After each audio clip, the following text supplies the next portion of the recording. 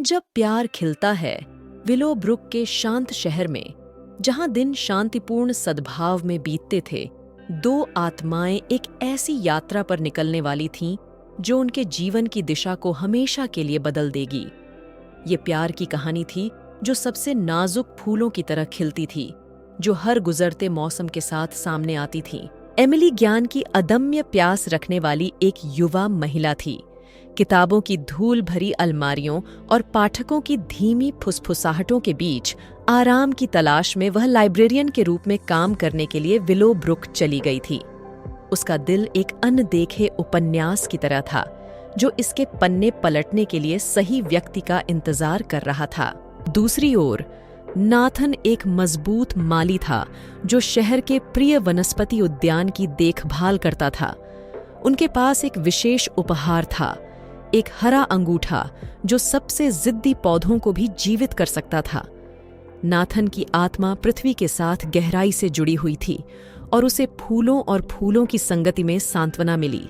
उनके रास्ते पहली बार वसंत की एक उज्ज्वल सुबह से गुजरे, जब एमिली ने वनस्पति उद्यान में टहलने का फैसला किया। हवा खिले हुए फूलों की मीठी खुशबू से भर गई थी और बगीचा रंगों का एक टेपेस्ट्री था जो सुबह की धूप में नृत्य कर रहा था। जैसे ही एमिली बगीचे में घूम रही थी, उसकी नजर एक अत्यंत सुंदर गुलाब की झाड़ी पर पड़ी, जिसकी पंखुड़ियां गहरे लाल रंग की थीं। वह मखमली फूलों में से एक तक पहुंचने और उसे छूने के प्रलोभन का विरोध नहीं कर सकी। जैसे ही उसकी उंगलियां पंखुड़ियों से टकराईं, एक आवाज ने उसकी नींद में खलल डाला। यह मेरा पसंदीदा गुलाब है, नाथन ने गर्मजोशी भरी मुस्कान के साथ कहा। वह ऊंचे सूरजमुखी के फूलों की कतार के पीछे से उसे देख रहा था। चौंक कर एमिली उसकी ओर मुड़ी। ओह, मुझे क्षमा करें, मेरा आशय यह नहीं था। नाथन ने हंसते हुए उसकी बात काट दी। माफी मांगने की कोई जरूरत नहीं है, यहाँ के गुलाब छूने और प्रशंसा करने के लिए हैं। जैसे ही वे फूलों के बीच खड़े हुए, नाथन ने प्रत्येक पौधे और उसकी अनूठी विशेषताओं के बारे में कहानियां साझा करना शुरू कर दिया। एमिली बागवानी के प्रति उनके ज्ञान और जुनून से मंत्रमुग्ध थी। उन्होंने बातचीत करते हुए घंटों बिताए। उनकी बातचीत एक सौम्य धारा की तरह बह रही थी। अगले कुछ हफ्तों में एमिली को बार बार वनस्पति उद्यान का दौरा करना पड़ा। हर बार जब वह ऐसा करती तो वह नाथन की तलाश करती और वे एक साथ बगीचे का पता लगाते।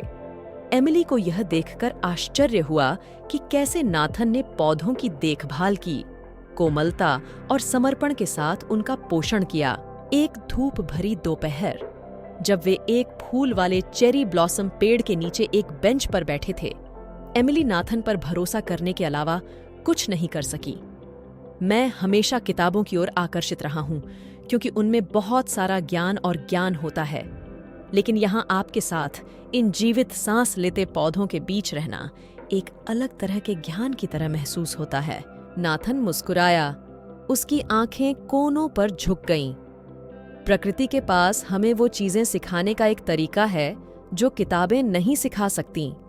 यह जीवन की कविता है जो पंखुड़ियों और पत्तियों में लिखी गई है। जैसे जैसे मौसम बदला, वैसे वैसे उनकी दोस्ती भी बदलती गई। उन्होंने एक साथ स्थानीय कार्यक्रमों में भाग लिया, शहर के छिपे हुए रत्नों की खोज की और उन रहस्यों को साझा किया जो उन्होंने कभी किसी और को नहीं बताया था। एमिली ने खुद को नाथन के सौम्य स्वभाव और उसे दुनिया के सबसे महत्वपूर्ण व्यक्ति की तरह महसूस कराने की क्षमता से आकर्षित पाया। एक पतझड़ के दिन एमिली और नाथन ने खुद को वनस्पति उद्यान के बीचों बीच पाया, जो चमकीले लाल और सुनहरे पत्तों से जगमगाते पेड़ों से घिरा हुआ था। एमिली नाथन की ओर मुड़ी। उसका दिल तेजी से धड़क रहा था और बोली, नाथन, मुझे तुम्हें कुछ बताना है। नाथन ने उसकी ओर देखा। उसकी आंखें जिज्ञासा से भर गईं। यह क्या है, एमिली? एक गहरी सांस लेते हुए एमिली ने कबूल किया, मुझे तुमसे प्यार हो गया है नाथन। जीवन के प्रति आपका जुनून और जिस तरह से आप इस बगीचे की देखभाल करते हैं, उसने मेरे दिल को इस तरह से छू लिया है कि मैं वर्णन नहीं कर सकता। नाथन का दिल भावनाओं से भर गया और उसने जवाब दिया, एमिली, मैं तुम्हें यह बताने के लिए सही समय का इंतजार कर रहा हूं कि मुझे भी तुमसे प्यार हो गया है। तुम मेरे बगीचे में सबसे खूबसूरत फूल हो और मेरा दिल खुश हो गया है। जिस दिन से हम मिले हैं उसी दिन से तुम्हारा। अपने दिल खुले रखते हुए एमिली और नाथन झुके और शरद ऋतु के पत्तों के नीचे अपना पहला चुंबन साझा किया, एक वादे के साथ अपने प्यार पर मुहर लगाई कि उनकी एक साथ यात्रा अब भी शुरू हुई थी। उनकी प्रेम कहानी वनस्पति उद्यान के फूलों की तरह खिलती रही। उन्होंने एक दूसरे के सपनों का समर्थन किया। एमिली को बगीचे की सुंदरता में अपने लेखन की प्रेरणा मिली और नाथन ने दुनिया भर से गुलाब की किस्मों को शामिल करने के लिए अपने बगीचे का विस्तार किया। एक वसंत में अपनी पहली मुलाकात की सालगिरह पर नाथन एमिली को बगीचे के एक एकांत कोने में ले गया, जहां उसने उसकी पसंदीदा किताबों के रंग की पंखुड़ियों वाली गुलाब की झाड़ी लगाई थी। उसने घुटनों के बल बैठकर उसे एक लाल रंग का गुलाब भेंट किया, जिसकी खुशबू हवा में भर रही थी। एमिली, नाथन ने कहा, उसकी आवाज प्यार से भरी हुई थी। यह गुलाब हमारे प्यार का प्रतीक है, एक प्यार जो इस बगीचे में खिलता है। क्या तुम मुझसे शादी करोगी और हमारे प्यार को हमारे चारों ओर मौजूद फूलों की तरह बढ़ते रहने दोगी? एमिली की आंखों में खुशी के आंसू चमक उठे और उसने कहा, हाँ नाथन, मैं तुमसे शादी करूंगी और साथ में हम एक ऐसा प्यार विकसित करेंगे जो जीवन भर रहेगा। और इसलिए वनस्पति उद्यान के मध्य में प्रकृति की सुंदरता और उनके बीच पनपे प्रेम से घिरे नाथन और एमिली ने अपनी प्रेम कहानी में एक नया अध्याय शुरू किया। एक जीवंत और जीवंत भविष्य के वादे से भरा अध्याय, उन फूलों की तरह स्थायी जो उनके बगीचे की शोभा बढ़ाते हैं। विलो ब्रुक में जहां दिन शांतिपूर्ण सद्भाव में बीतते थे, दो दिलों को पता चला था कि मौसम की तरह प्यार का भी अपना सही समय होता है।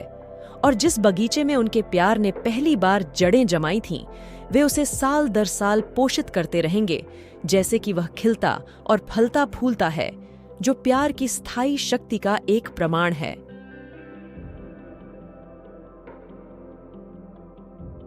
रेशम और मसाला, एक परंपरा और प्रेम की कहानी।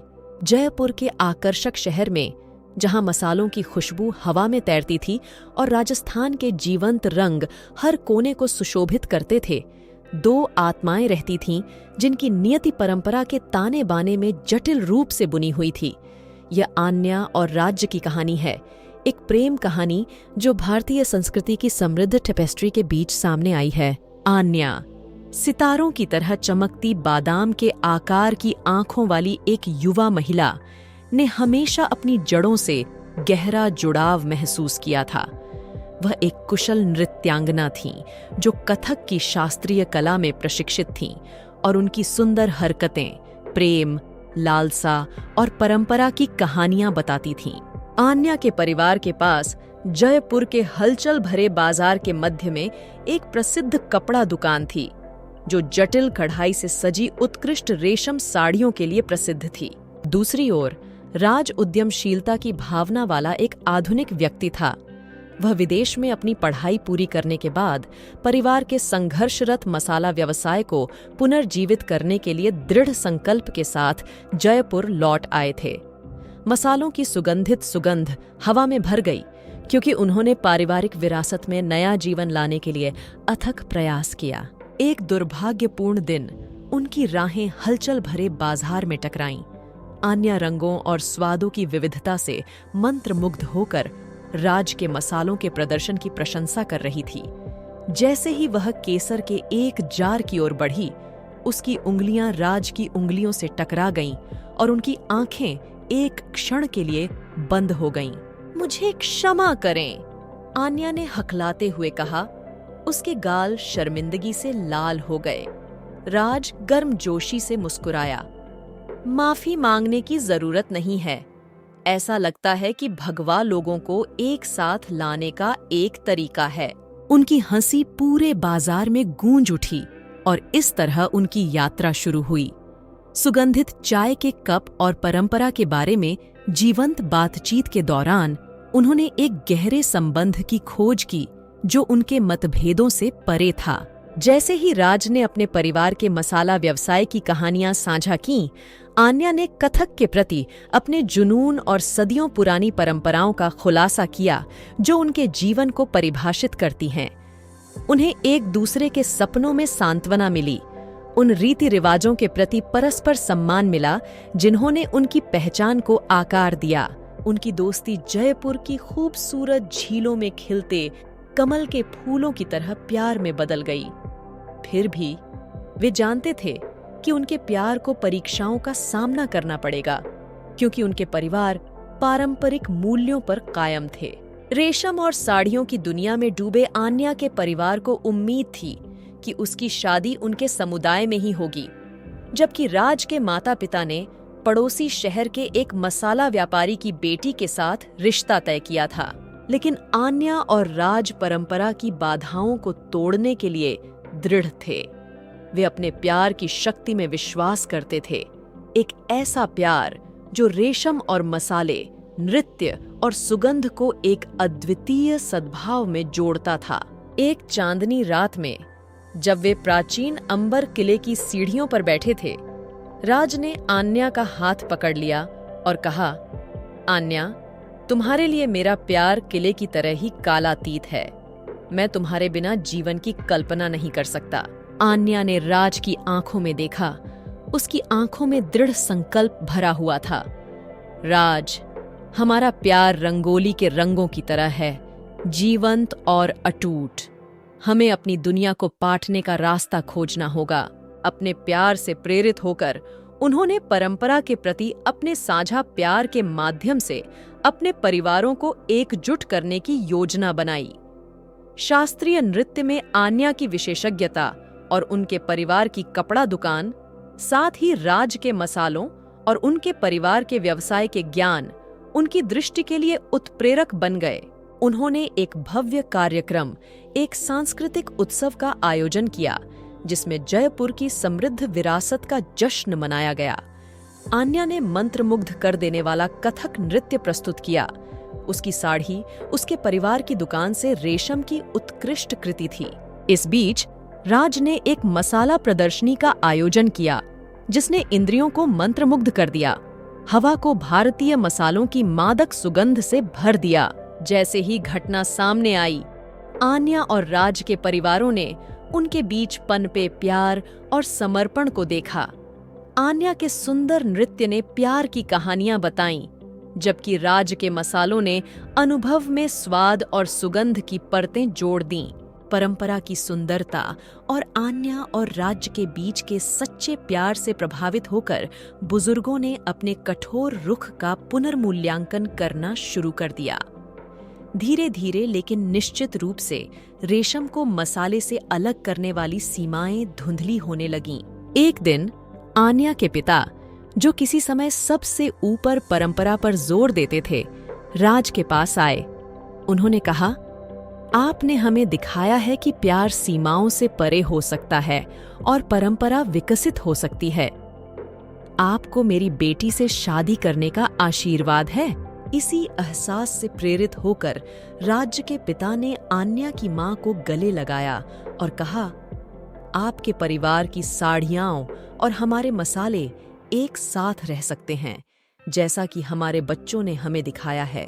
अपने परिवार के आशीर्वाद से आन्या और राज की प्रेम कहानी ने एक खूबसूरत मोड़ ले लिया।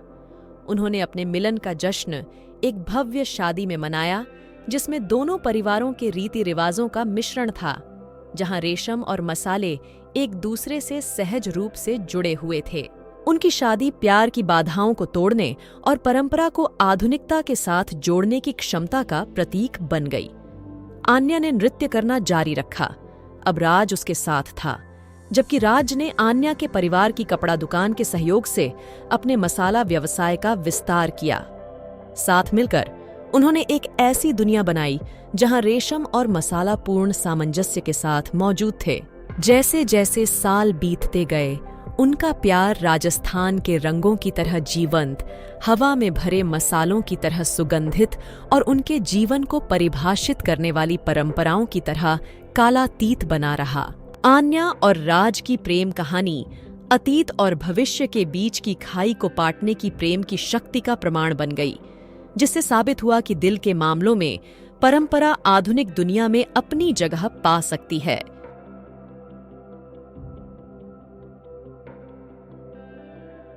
दिल की फुसफुसाहट, एक अनसुनी प्रेम कहानी। एक विचित्र तटीय शहर में, जहां समुद्र की कोमल लहरें किनारे को चूमती थीं और नमकीन हवा हवा के माध्यम से रहस्य ले जाती थी, वहां दो प्रेमिका रहती थीं, जिन्हें सबसे अपरंपरागत तरीके से प्यार मिलना तय था। ये जोसेफिन और एथन की अनसुनी प्रेम कहानी है। जोसेफिन एक प्रतिभाशाली वायलिन वादक थीं, जिन्होंने अपना अधिकांश जीवन अपने संगीत को समर्पित करके बिताया था। वह समुद्र के किनारे एक छोटी सी झोपड़ी में रहती थी, जहां लहरों की मधुर लय उसके निरंतर साथी के रूप में काम करती थी। जोसेफिन स्थानीय कैफे में अपने मनमोहक प्रदर्शन के लिए पूरे शहर में जानी जाती थी, जहां उसका वायलिन वो शब्द बोलता था जो उसका दिल नहीं कह सकता था। दूसरी ओर एथन एक प्रतिभाशाली लेखक था, जिसे हार्दिक प्रेम पत्र लिखने का शौक था। वह अक्सर उसी कैफे में जाता था और समुद्र की लय और उसकी दीवारों के भीतर गूंजने वाले संगीत से प्रेरणा पाता था। हालांकि एथन के पास एक रहस्य था, वायलिन वादक जोसेफिन के लिए एक गहरा गहरा प्यार, जिसने अपनी धुनों से उसकी आत्मा को मंत्रमुग्ध कर दिया था। हर दिन जब जोसेफिन कैफे में अपना वायलिन बजाती थी, एथन अपनी कोने की मेज पर बैठकर उसके वाद्य यंत्र से निकलने वाले जोशीले नोटों को ध्यान से सुनता था। उसने उसके साथ एक जुड़ाव महसूस किया जो संगीत से परे था, लेकिन वह कभी उसके पास जाने की हिम्मत नहीं जुटा सका। इसके बजाय उसने अपनी भावनाओं को अपने लिखे प्रेम पत्रों में उंडेल दिया, अपना दिल उन पन्नों पर उंडेल दिया जो कभी नहीं पढ़े जाएंगे। दूसरी ओर जोसेफिन को कैफे में एक गुप्त प्रशंसक के बारे में पता था। उसने अक्सर एथन को कोने में देखा था। जब वह खेल रही थी तो उसकी नजरें उसी पर टिकी हुई थीं। उसने खुद को उसकी नजरों में उदासी की ओर आकर्षित पाया, यह महसूस करते हुए कि उससे नजरें मिलाने के अलावा और भी बहुत कुछ था, लेकिन वह भी पहला कदम उठाने में झिझक रही थी। एक मनहूस शाम, जब सूरज क्षितिज से नीचे डूब गया और कैफे मोमबत्ती की रोशनी की हल्की चमक में नहा गया, जोसेफिन ने अपने वायलिन पर एक विशेष रूप से मनमोहक धुन बजाई। संगीत हवा में गूंज रहा था, अनकही भावनाओं से भरा हुआ। ये एक ऐसा राग था जो एथन के दिल से सीधे बात करता हुआ प्रतीत होता था, जिससे उसकी भावनाओं का द्वार खुल जाता था। अब अपनी भावनाओं पर काबू न रख पाने के कारण एथन ने एक मौका लेने का फैसला किया। उन्होंने एक प्रेम पत्र लिखा, जिसमें उनकी गहरी भावनाएं पन्ने पर उड़ गईं। कुछ भी अनकहा नहीं बचा। उस रात उसने पत्र को सावधानी पूर्वक एक छोटे लकड़ी के बक्से के अंदर रख दिया, साथ ही वर्षों से लिखे गए सभी असंतुलित पत्रों के साथ भी। अगली सुबह जैसे ही भोर की पहली किरणों ने आकाश को गुलाबी और सुनहरे रंगों से रंग दिया, एथन जोसेफिन की कुटिया के पास समुद्र तट पर चला गया। कांपते हाथों से उसने रेत में एक छोटा सा गड्ढा खोदा और बक्से को दफना दिया, इस उम्मीद में कि किसी दिन जोसेफिन को अपने प्यार का पता चल जाएगा। सप्ताह महीनों में बदल गए और दफन रहस्य समय की रेत के नीचे छिपा रह गया। लेकिन किस्मत को कुछ और ही मंजूर था। एक तूफानी रात में जब तूफानी समुद्र तट से टकराया तो रेत खिसक गई, जिससे छिपा हुआ बक्सा सामने आ गया। जोसेफिन को समुद्र तट के किनारे टहलने की एक अकथनीय इच्छा महसूस हो रही थी और अचानक उसकी नजर उस डिब्बे पर पड़ी। उसकी जिज्ञासा बढ़ी। उसने ध्यान से उसे खोला और अंदर लिखे हृदय स्पर्शी पत्रों को पढ़ना शुरू कर दिया। जैसे ही उसने प्रत्येक शब्द पढ़ा, उसे लेखक की भावनाओं के साथ एक गहरी प्रतिध्वनि महसूस हुई। यह ऐसा था मानो पत्र उसके लिए लिखे गए हों, और उसे एहसास हुआ कि कैफे का गुप्त प्रशंसक कोई और नहीं बल्कि एथन था। भावनाओं से अभिभूत होकर जोसेफिन ने अपना एक मौका लेने का फैसला किया। अगली शाम उस कैफे में जहां उनके रास्ते कई बार मिले थे, वह एथन के पास उसकी कोने की मेज पर पहुंची। बोलते समय उसका दिल जोरों से धड़क रहा था। उसकी आवाज कांप रही थी। मैंने आपके पत्र पढ़े हैं, उसने कबूल किया। उसकी आंखें असुरक्षा और आशा के मिश्रण से भर गईं। एथन ने चौंकते हुए भी उत्साहित होकर उसकी आंखों में देखा और अपने अनकहे सपनों को वहां प्रतिबिंबित होते देखा। आपके पास, उसने उत्तर दिया। उसकी आवाज भी कांप रही थी। जोसेफिन ने सिर हिलाया। उसके चेहरे पर एक गर्म मुस्कान फैल गई। आपके शब्द, उन्होंने मेरे दिल को छू लिया। एथन, उन्होंने मुझे एहसास कराया कि कभी-कभी सबसे खूबसूरत प्रेम कहानियां वे होती हैं जो कभी बोली नहीं जाती। एथन अपनी खुशी को रोकने में असमर्थ था। उसने जोसेफिन का हाथ अपने हाथ में ले लिया और उन्होंने गहन संबंध का एक क्षण साझा किया। उनके अनसुने प्यार को आखिरकार एक आवाज मिल गई। जैसे ही जोसेफिन ने अपना वायलिन बजाना जारी रखा, एथन ने उनकी कहानी में एक नया अध्याय लिखना शुरू कर दिया। एक अध्याय जो उनके दिलों के संगीत, उनके प्यार के फुसफुसाए वादों और इस ज्ञान से भरा था कि कुछ रहस्य उनके अपने में प्रकट होने के लिए होते हैं। समय। और इसलिए उस विचित्र तटीय शहर में जहां समुद्र अपने रहस्यों को फुसफुसाता था और नमकीन हवा एक अनसुने प्रेम की गूंज लेकर आती थी, जोसेफिन और एथन की प्रेम कहानी सामने आई। एक प्रेम कहानी जो स्पष्ट रूप से छिपी हुई थी, सही समय की प्रतीक्षा कर रही थी, अनंत काल तक सुना और संजोया जाए।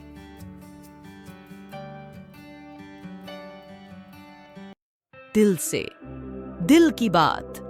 मुंबई के जीवंत शहर में जहां हलचल भरी सड़कें शोर शराबे से जीवंत थीं और हवा स्ट्रीट फूड और मसालों की खुशबू से भरी हुई थी, वहां मीरा नाम की एक युवा महिला रहती थी। वह एक उत्साही और महत्वाकांक्षी पत्रकार थीं, जो बताई जाने वाली कहानियों से भरी दुनिया में सच्चाई को उजागर करने के लिए दृढ़ थीं। मीरा का जीवन मुंबई, दिल्ली के न्यूज रूम के इर्द गिर्द घूमता रहा, जहां उन्होंने उन कहानियों को प्रकाश में लाने के लिए अथक प्रयास किया जिन पर अक्सर ध्यान नहीं दिया जाता था। अपने करियर के प्रति उनके समर्पण ने रोमांस के लिए बहुत कम जगह छोड़ी और उन्होंने पूरी तरह से अपने काम पर केंद्रित जीवन से इस्तीफा दे दिया। एक तपती गर्मी की सुबह, जब सूरज ने शहर पर अपनी सुनहरी चमक बिखेरी, मीरा को एक ऐसा कार्यभार मिला जो उसके जीवन की दिशा बदल देगा। उन्हें एक धर्मार्थ फाउंडेशन की कहानी को कवर करने का काम सौंपा गया था, जो शहर में धूम मचा रही थी। फाउंडेशन, जिसे दिल से के नाम से जाना जाता है, मुंबई की मलिन बस्तियों में वंचित बच्चों के जीवन को बेहतर बनाने के लिए प्रतिबद्ध था। मीरा उस जीर्ण शीर्ण इमारत में पहुंची जो फाउंडेशन का मुख्यालय हुआ करती थी। उसका कैमरा हाथ में था और नोटपैड तैयार था। जैसे ही उसने अंदर कदम रखा, उसे एक ऐसा दृश्य देखने को मिला जिसने उसके दिल को झकझोर कर रख दिया। झुग्गी झोपड़ियों के बच्चे, उनके चेहरे आशा से भरे हुए थे। पढ़ने से लेकर रंगीन कला बनाने तक विभिन्न गतिविधियों में तल्लीन थे। दिल से के पीछे का आदमी आरव था, जो एक करिश्माई और दयालु सामाजिक कार्यकर्ता था, जिसने अपना जीवन इस उद्देश्य के लिए समर्पित कर दिया था। वह कम बोलने वाले लेकिन असीम दृढ़ निश्चय वाले व्यक्ति थे और उनकी आंखों में कुछ बदलाव लाने का गहरा, अटूट संकल्प था। मीरा ने आरव का साक्षात्कार लिया। उसके जुनून और दिल से का इन बच्चों के जीवन पर प्रभाव से मंत्रमुग्ध होकर उन्होंने एक सम्मोहक लेख लिखा, जिसमें फाउंडेशन के काम को दर्शाया गया और इसे अगले सप्ताह मुंबई, दिल्ली में प्रकाशित किया गया। कहानी ने कई पाठकों के दिलों को छू लिया और उन्हें दिल से के मिशन में योगदान देने के लिए प्रेरित किया। जैसे जैसे मीरा ने दिल से की प्रगति को कवर करना जारी रखा, उसने और आरव ने एक साथ अधिक समय बिताया। उनकी बातचीत पत्रकार और विषय के दायरे से आगे बढ़ गई। एक सच्ची दोस्ती पनपने लगी। मीरा आरव की निस्वार्थता और सबसे चुनौतीपूर्ण परिस्थितियों में आशा देखने की उसकी क्षमता की ओर आकर्षित हुई। एक शाम जब वे दिल से बिल्डिंग की छत पर बैठे फैले हुए शहर को देख रहे थे, मीरा ने पूछा, आरव, तुम्हें यह काम करने के लिए क्या प्रेरित करता है? यह कितना चुनौतीपूर्ण होगा? आरव ने क्षितिज की ओर देखा। उसकी आवाज नरम लेकिन दृढ़ विश्वास से भरी थी। मैं इन्हीं झुग्गियों में पला बढ़ा हूं मीरा। मैं जानता हूं कि सपने तो होते हैं, लेकिन अवसरों की कमी होती है। मेरा मानना है कि हर बच्चा, चाहे वह कहीं से भी आता हो, बेहतर जीवन जीने का मौका पाने का हकदार है। मीरा ने आरव के समर्पण की प्रशंसा की, लेकिन उसकी आंखों में अकेलेपन को नोटिस करने से खुद को नहीं रोक सकी। आरव, तुमने इन बच्चों को बहुत कुछ दिया है, लेकिन क्या तुमने कभी अपनी खुशी के बारे में सोचा है? आरव की नजर मीरा की ओर गई और दोनों की नजरें मिलीं। मुझे उनकी मुस्कुराहट में खुशी मिलती है, यह जानकर कि मैंने बदलाव लाया है। मेरे लिए यही काफी है। दिन हफ्तों में बदल गए और मीरा और आरव का रिश्ता मजबूत हो गया। उन्होंने अपने सपने, अपने डर और अपनी गहरी आकांक्षाएं साझा कीं। मीरा का एक बार अपने करियर के प्रति अटूट समर्पण डगमगाने लगा, क्योंकि उसका दिल कुछ और पाने के लिए तरस रहा था। एक बरसात की शाम जब वे दिल से बिल्डिंग की खिड़की के पास खड़े होकर मानसून की बारिश को देख रहे थे, आरव मीरा की ओर मुड़ा और कहा, मीरा, मैं तुम्हारे जैसा कभी किसी से नहीं मिला। तुम्हारे पास कहानियां सुनाने का उपहार है, लोगों की परवाह करने के लिए। लेकिन मैंने तुम्हारी आंखों में चाहत भी देखी है। तुम क्या चाहती हो मीरा? मीरा के गालों पर बारिश की बूंदों के साथ आंसू बह रहे थे और उसने जवाब दिया, आरव, मैं भी तुम्हारी तरह बदलाव लाना चाहती हूँ, लेकिन मैं किसी ऐसे व्यक्ति के साथ भी रहना चाहती हूँ जो मेरे जुनून को समझता हो, जो मेरे सपनों को साझा करता हो। आरव ने उसका हाथ अपने हाथ में ले लिया। बारिश की बूंदें उनकी आपस में जुड़ी उंगलियों पर चमक रही थीं। मीरा, मुझे तुम्हारी बहुत परवाह है और मैं तुम्हारे सपनों को समझता हूँ, लेकिन मैं यह भी जानता हूँ कि तुम्हें अपने दिल की बात सुननी होगी। उनका संबंध निर्विवाद था, फिर भी समय जटिल था। मीरा को एक चौराहे का सामना करना पड़ा। उसका करियर, दिल से के प्रति उसकी प्रतिबद्धता और आरव के लिए उसका खिलता प्यार। वह जानती थी कि उसे एक विकल्प चुनना होगा। एक रात मीरा छत पर खड़ी थी। शहर की टिमटिमाती रोशनी उसके सामने सितारों के समुद्र की तरह फैली हुई थी। उसने अपना निर्णय ले लिया था। वह अपने दिल की सुनेगी और आरव के साथ रहेगी, लेकिन वह दिल से के मिशन के लिए लिखना और वकालत करना भी जारी रखेगी। जब उसने आरव के साथ अपना निर्णय साझा किया तो उसने उसे कसकर गले लगा लिया। उसका दिल खुशी से भर गया। उन्होंने एक साथ एक नए अध्याय की शुरुआत की। उनकी प्रेम कहानी दिल से की कहानी के साथ जुड़ गई। मीरा के लेखों ने फाउंडेशन के काम पर प्रकाश डालना जारी रखा, जिससे और भी अधिक समर्थन प्राप्त हुआ। जैसे जैसे साल बीतते गए, मीरा और आरव का प्यार गहरा होता गया और वे झुग्गियों के बच्चों के लिए आशा की किरण बन गए। दिल से ने अनगिनत वंचित बच्चों को शिक्षा, स्वास्थ्य देखभाल और अवसर प्रदान करते हुए अपनी पहुंच का विस्तार किया। एक गर्मियों की शाम जब सूरज मुंबई के क्षितिज पर डूब रहा था, आरव मीरा की ओर मुड़ा और कहा, मीरा, तुमने दिल से को आवाज दी है और साथ में हमने इन बच्चों को एक भविष्य दिया है। मैं इसके लिए नहीं कह सकता था जीवन और कार्य दोनों में एक अधिक अविश्वसनीय साथी। मीरा मुस्कुराई। उसका दिल प्यार और संतुष्टि से भर गया। आरव, तुमने मुझे दिखाया है कि दिल के मामले भी उतने ही महत्वपूर्ण हैं जितने कि दुनिया के मामले। साथ में हमें एक ऐसा प्यार मिला है जो न केवल हमारे दिलों को छूता है बल्कि जीवन भी बदल देता है। मुंबई के दिल में, जहां सपने पैदा हुए और नियति फिर से लिखी गई, मीरा और आरव की प्रेम कहानी फलती फूलती रही, जिससे साबित हुआ कि प्यार और उद्देश्य एक साथ रह सकते हैं और एक ऐसी दुनिया बना सकते हैं जहां दिल के मामले वास्तव में मायने रखते हैं। शादी की डेट। न्यूयॉर्क शहर के मध्य में, जहां हलचल भरी सड़कें जीवन की लय से गूंजती थीं, लिली नाम की एक युवा महिला रहती थी। वह एक जीवंत आत्मा थी, जीवन और हंसी से भरी हुई थी, और उसके पास एक रहस्य था जिसे उसने अपने दिल के सबसे गहरे कक्षों में बंद कर रखा था। जैसे ही उसकी बहन एम्मा की शादी के निमंत्रण एक एक करके आने लगे, लिली उदासी महसूस करने के अलावा कुछ नहीं कर सकी। एम्मा, उसकी 2 साल की छोटी बहन, अपने जीवन के प्यार मार्क से शादी करने वाली थी। लिली एम्मा के लिए बहुत खुश थी, लेकिन उसके भीतर एक गहरा अकेलापन घर कर गया था। लिली हमेशा दुल्हन की सहेली रही थी, दुल्हन कभी नहीं। उसने अनगिनत दोस्तों और परिवार के सदस्यों को प्यार और खुशियां पाते देखा था, जबकि उसका अपना दिल लावारिस ही रहा। फिर भी आशा की एक झलक थी जो उसके दिल की गहराइयों में नाच रही थी। एक आशा कि शायद एक दिन उसके प्यार की बारी आएगी। एक शाम, जब लिली अपनी पसंदीदा कॉफी शॉप में बैठी, अपने लट्टे पी रही थी और प्रेम कविताओं की एक किताब पढ़ रही थी, एक अजनबी उसके पास आया। उसका नाम जैक था और वह लिली को अपनी किताब में तल्लीन देखकर मोहित हो गया था।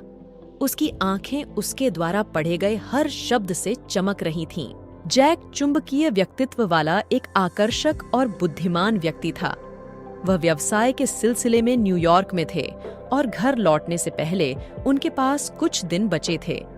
जैसे ही उन्होंने लिली के साथ बातचीत शुरू की, उन्होंने खुद को हंसते हुए और कहानियां साझा करते हुए पाया, जैसे कि वे एक दूसरे को जीवन भर से जानते हों। जैसे ही शाम रात में बदल गई, लिली को अनिच्छा से एहसास हुआ कि अब जाने का समय हो गया है। उसने जैक के साथ अपने समय का भरपूर आनंद लिया था और अलविदा कहने के विचार से वह दुख की वेदना महसूस करने से खुद को नहीं रोक सकी। जैसे ही वह अपना सामान इकट्ठा करने ही वाली थी, जैक बोला, लिली, मुझे पता है कि यह पागलपन लग सकता है, लेकिन क्या आप इस सप्ताह के अंत में मेरी शादी के लिए डेट करेंगी? लिली अचंभित रह गई। एक शादी? किसकी शादी? जैक शरारत से मुस्कुराया। ठीक है, ऐसा होता है कि मेरे चचेरे भाई की शादी हो रही है और मैं अकेले नहीं जाना चाहूंगा। आप क्या कहते हैं? क्या आप मेरी शादी की डेट बनोगी? लिली एक पल के लिए झिझकी। उसका दिल उत्साह और अनिश्चितता के मिश्रण से धड़कने लगा। वह जैक को बमुश्किल जानती थी, लेकिन उसके बारे में कुछ ऐसा था जो सही लगता था। विश्वास की सहज छलांग में वह सहमत हो गई। सप्ताहांत आ गया और लिली ने खुद को एक आकर्षक ग्रामीण चैपल के बाहर जैक के साथ हाथ में हाथ डाले खड़ा पाया। उसने एक सुंदर पोशाक पहनी थी जो उसने एम्मा की शादी के लिए खरीदी थी, और जैक उसके सूट में आकर्षक लग रहा था। जैसे ही वे चैपल में दाखिल हुए, जैक के परिवार की ओर से उत्सुकता भरी नजरों से उनका स्वागत किया गया। वे लिली से पहले कभी नहीं मिले थे और जैक के इस स्पष्टीकरण से कि वह शादी के अंतिम समय डेट थी, कुछ लोगों की भौहें तन गईं। फिर भी वे दयालु और स्वागत करने वाले थे। शादी एक खूबसूरत समारोह थी जो प्यार और हंसी मजाक से भरपूर थी। लिली और जैक ने नृत्य किया, कहानियां साझा कीं और अवसर की खुशी का आनंद उठाया। उन्होंने दुल्हन का गुलदस्ता भी एक साथ पकड़ा, जिससे मेहमानों के बीच हंसी की लहर दौड़ गई। जैसे जैसे रात गहरी होती गई और तारे आसमान में चमकने लगे, लिली और जैक ने खुद को चैपल के बाहर एक बेंच पर बैठे पाया। शादी के रिसेप्शन के संगीत और हंसी ने उनके चारों ओर की हवा को भर दिया। लिली जैक की ओर मुड़ी और बोली, मुझे अपनी डेट पर आने के लिए आमंत्रित करने के लिए धन्यवाद। जैक, मैंने कभी भी इतना अच्छा समय बिताने की उम्मीद नहीं की थी। जैक मुस्कुराया। उसकी निगाहें उस पर टिक गईं। लिली, मैं ही वह व्यक्ति हूं जिसे तुम्हें धन्यवाद देना चाहिए। तुम इस शादी में जादू का स्पर्श लेकर आई हो और मैं तुमसे मिलकर आभारी हूं। उनकी बातचीत ने और अधिक गंभीर मोड़ ले लिया, क्योंकि वे अपने सपने और डर, अपने पिछले प्यार और दिल टूटने की बातें साझा करने लगे। उन्होंने प्यार की मायावी प्रकृति के बारे में बात की, और कभी-कभी यह तब आ जाता है जब आपको इसकी बिल्कुल भी उम्मीद नहीं होती। जैसे जैसे रात बढ़ती गई, जैक झुक गया और उसने तारों से जगमगाते आकाश के नीचे लिली को चूम लिया। यह लालसा और संभावना से भरा एक चुंबन था, एक ऐसा चुंबन जिसमें अभी तक खोजे जाने वाले प्यार का वादा था। जब सप्ताहांत समाप्त हुआ तो जैक को अपने गृहनगर लौटना पड़ा। जैसे ही उसने लिली को विदा किया, वह फुसफुसाया, मुझे पता है कि यह पागलपन लग सकता है, लेकिन मैं तुम्हें हमेशा के लिए अलविदा कहने की कल्पना नहीं कर सकता। क्या तुम मुझे फिर से देखने दोगी? लिली ने सिर हिलाया। उसका दिल आशा से भर गया। हाँ जैक, मुझे तुम्हें दोबारा देखना अच्छा लगेगा।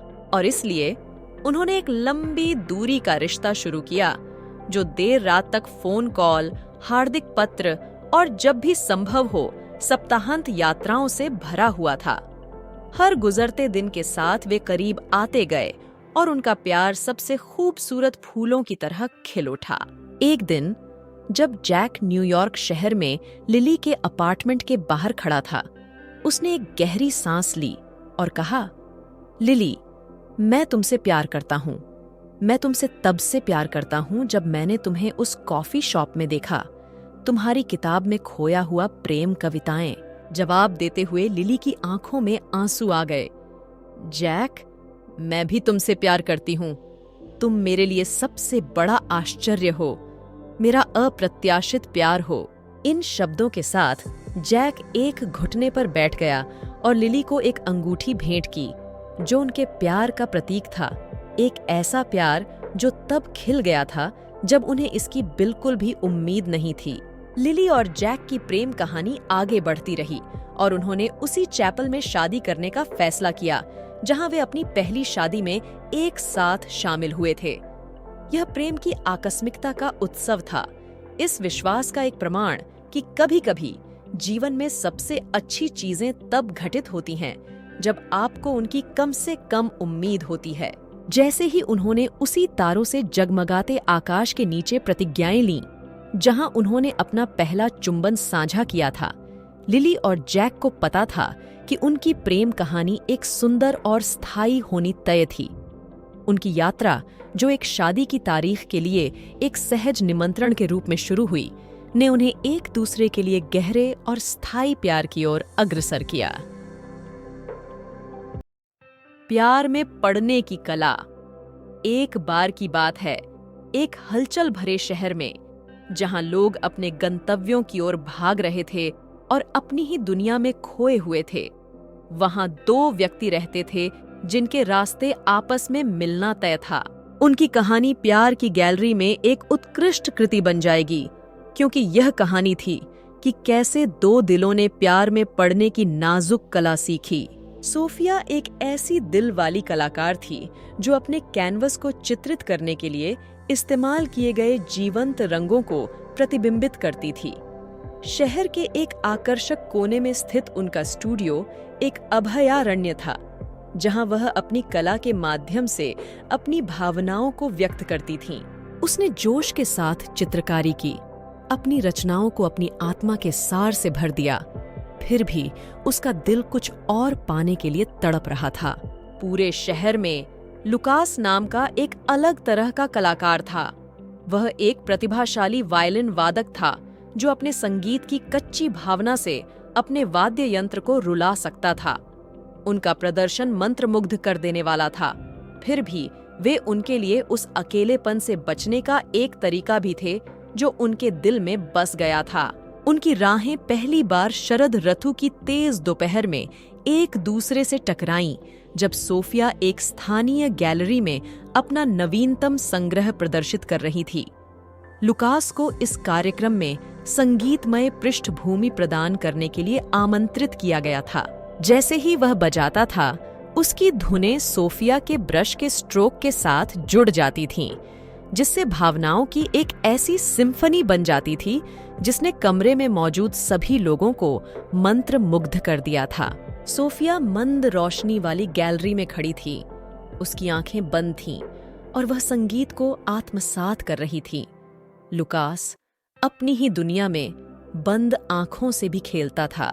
प्रदर्शन के बाद जब आखिरकार उनकी नजरें मिलीं, तो ऐसा लगा मानो ब्रह्मांड ने उनकी आत्माओं को जोड़ने की साजिश रची हो। उन्होंने एक जानने वाली मुस्कान साझा की और उस पल में उन्हें कुछ गहरा महसूस हुआ, एक ऐसा संबंध जो शब्दों से परे था। घटना के बाद सोफिया लुकास के पास पहुंची। उसका दिल तेजी से धड़कने लगा। आपका संगीत, यह जादू जैसा था, उसने अपनी आवाज में विस्मय का भाव लाते हुए कहा। लुकास, जो अभी भी अपना वायलिन पकड़े हुए था, ने उसकी आंखों में देखा और उत्तर दिया, आपकी कला, यह लुभावनी है। मैंने इसके जैसा कभी नहीं देखा। उनकी बातचीत सहजता से होती रही, मानो वे एक दूसरे को जीवन भर से जानते हों। उन्होंने अपने सपनों, अपने डर और दुनिया में देखी गई सुंदरता के बारे में बात की। घंटे सेकंड की तरह पिघल गए और उन्हें एहसास हुआ कि उन्होंने कुछ असाधारण खोज लिया है। एक ऐसी समझ जो कला के लिए उनकी साझा सराहना से कहीं आगे निकल गई। जैसे जैसे सप्ताह बीतते गए, सोफिया और लुकास एक साथ समय बिताना जारी रखते थे। उन्होंने कला प्रदर्शनियों और संगीत समारोहों में भाग लिया और उन्हें एक दूसरे की उपस्थिति में सांत्वना मिली। उनका संबंध गहरा हो गया और उनके दिल धीरे धीरे एक नाजुक फूल की पंखुड़ियों की तरह खुल गए। एक शाम जब वे आधे अधूरे चित्रों से घिरे सोफिया के स्टूडियो के फर्श पर बैठे थे, लुकास ने स्वीकार किया, मैं फिर से प्यार करने से डरता हूँ। संगीत हमेशा से मेरा आश्रय रहा है, लेकिन अब यह आप ही हैं जो मेरे दिल को सिम्फनी से भर देते हैं भावनाएं। सोफिया ने अपना हाथ उसके गाल पर रखा और फुसफुसाई, मुझे भी डर लगता है। डर है कि मेरी कला हमेशा मेरी एकमात्र साथी होगी, लेकिन तुम्हारे साथ मुझे तुम्हारे वायलिन की धुन में एक प्रेरणा मिल गई है। उस कोमल क्षण में उन्हें एहसास हुआ कि अब उन्हें कोई डर नहीं है। उन्होंने एक दूसरे के प्यार में पड़ने की कला सीख ली थी और यह अपने आप में एक उत्कृष्ट कृति थी। उनकी प्रेम कहानी साझा सपनों और फुसफुसाए वादों के एक ज्वलंत कैनवास को चित्रित करते हुए आगे बढ़ती रही। उन्होंने एक दूसरे की कलात्मकता का समर्थन किया, एक दूसरे की सफलताओं का जश्न मनाया और चुनौतियों के दौरान एक दूसरे को सांत्वना दी। साथ में उन्होंने पाया कि प्रेम सभी रचनाओं में सबसे सुंदर रचना है। एक गर्मियों की शाम, नारंगी और गुलाबी रंग से रंगे आकाश के नीचे, लुकास सोफिया को सुगंधित फूलों और एक आकर्षक गजेबो से भरे एकांत बगीचे में ले गया। वह उसकी ओर मुड़ा। उसकी आंखों में डूबते सूरज की झलक दिख रही थी और बोला, सोफिया, जिस क्षण से हमारे रास्ते एक दूसरे से मिले, मेरा जीवन उन रंगों से भर गया है जिनके बारे में मुझे कभी नहीं पता था। क्या तुम हमारे साथ हमारी बाकी यात्रा को रंग दोगी? सोफिया की आंखों में खुशी के आंसू चमक उठे और उसने जवाब दिया, लुकास, तुमने मेरे खामोश दिल में संगीत ला दिया है। हमारे प्यार के कैनवास को एक साथ चित्रित करना मेरे लिए सम्मान की बात होगी। एक प्यार भरी मुस्कान के साथ लुकास ने अपनी जेब से एक छोटा सा मखमली बक्सा निकाला और उसे खोला, जिसमें एक शानदार सगाई की अंगूठी दिखाई दी। जैसे ही उसने इसे उसकी उंगली पर डाला, उन्होंने प्रकृति की ध्वनियों की सिम्फनी से घिरे एक भावुक चुंबन के साथ अपनी प्रतिबद्धता को सील कर दिया। उनकी प्रेम कहानी the art of falling in love एक उत्कृष्ट कृति थी जिसे वे एक साथ बनाना जारी रखेंगे। हर गुजरते दिन के साथ उन्होंने सीखा कि प्यार न केवल एक भावना है, बल्कि एक साझा यात्रा भी है, एक उत्कृष्ट कैनवास है जिस पर वे अपने सपनों को रंग सकते हैं, और एक सामंजस्यपूर्ण संगीत जो अनंत काल तक उनके दिलों में गूंजता रहेगा।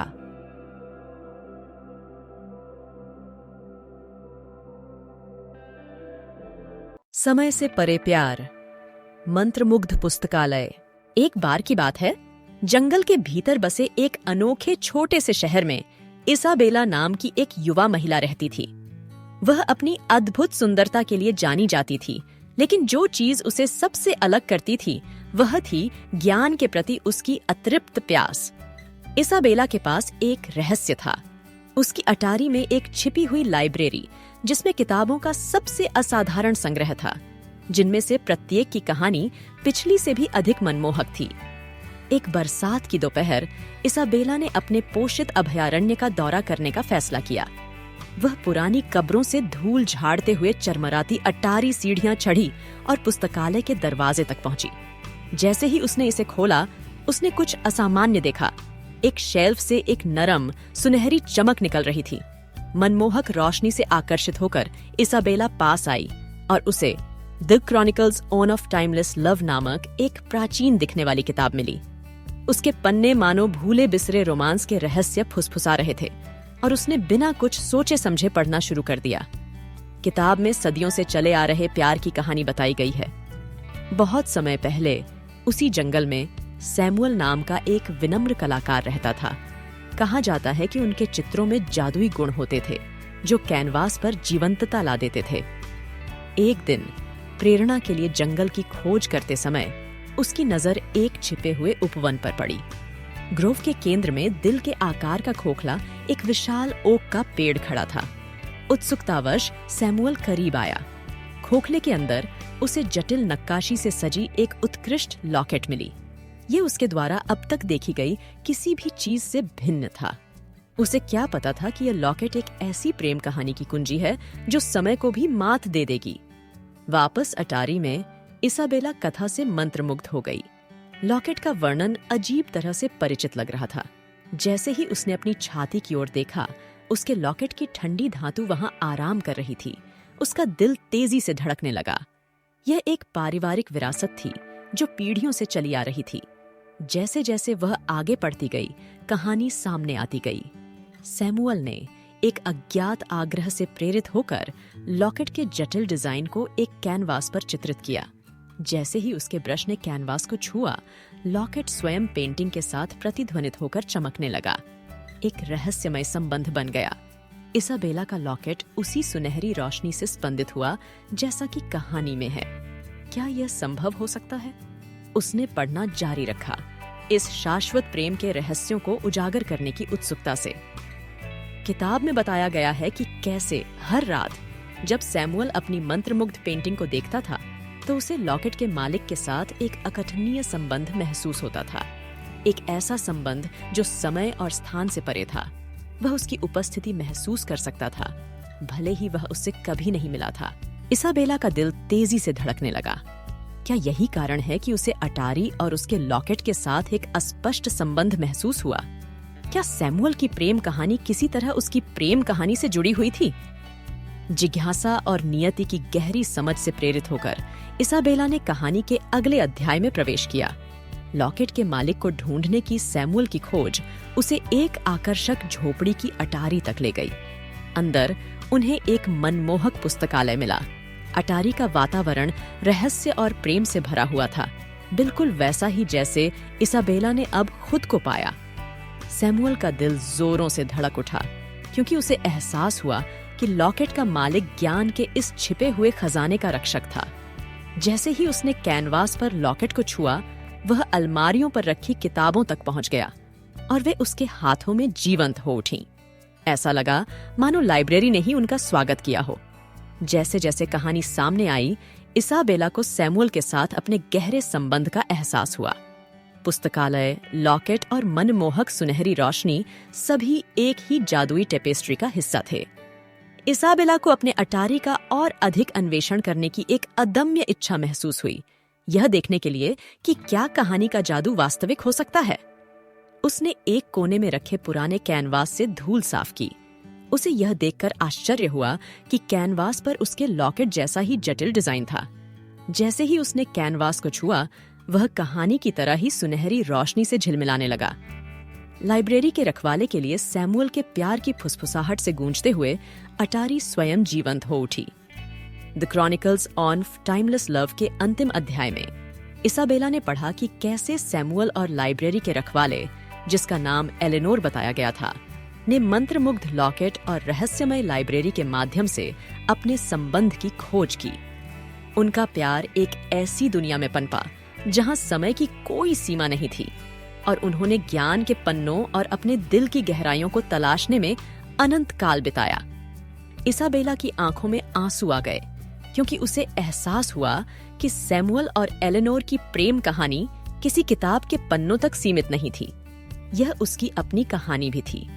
अटारी, लॉकेट और पुस्तकालय ने उसे और सैमुअल को समय और स्थान के पार एक साथ ला दिया था। इसके बाद के दिनों और महीनों में इसाबेला और सैमुअल का संबंध और गहरा हो गया। उन्होंने मंत्रमुग्ध कैनवास के माध्यम से संवाद किया और अपने जीवन और सपनों में अनोखी समानताएं खोजीं।